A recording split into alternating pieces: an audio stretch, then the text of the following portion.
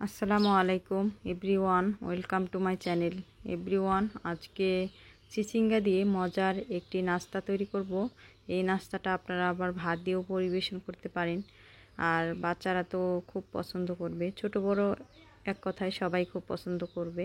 তো আমি এখানে কয়েকটা চিচিঙ্গা নিয়েছি, এখান থেকে একটা চিচিঙ্গা দিয়ে আমি এই নাস্তাটা তৈরি করব। তো চিচিঙ্গার খোসা ছাড়িয়ে তারপর এরকম রিং আকারে কেটে মাঝখান থেকে বিচিগুলো ফেলে দিয়েছি। আর এই চিচিঙ্গার উপর থেকে আমি শুধু পাতলা খোসাটা ছাড়িয়েছি।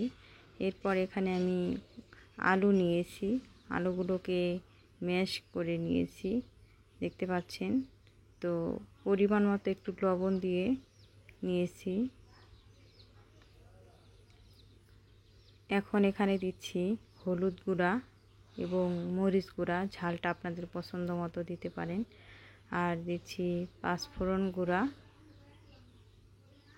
সাথে পাঁচমিশালি হাতে বানানো মশলা দিচ্ছি এবং পেঁয়াজ কুচি দিলাম।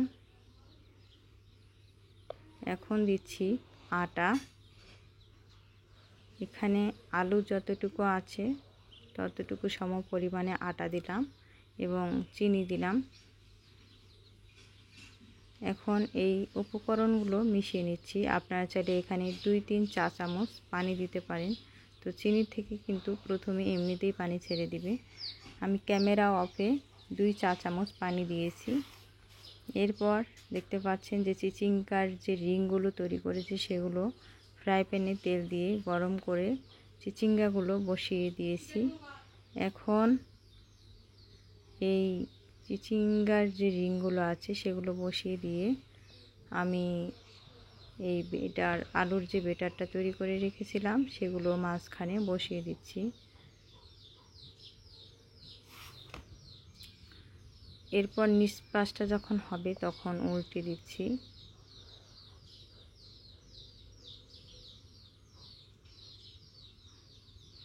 এইভাবে একটু চাপ দিতে হবে, তা না হলে কিন্তু চিচিঙ্গার রিংগুলো ছেড়ে আসবে। যখন দুই পাশটা সুন্দর একটা কালার চলে আসবে তখন নামিয়ে নিতে হবে। ব্যাস, এইভাবে আমি তৈরি করে নিলাম সবগুলো চিচিঙ্গার নাস্তা। আপনারা এইভাবে তৈরি করতে পারেন চিচিঙ্গা দিয়ে, দারুণ লাগে খেতে, ভাতের সাথেও দারুণ লাগে।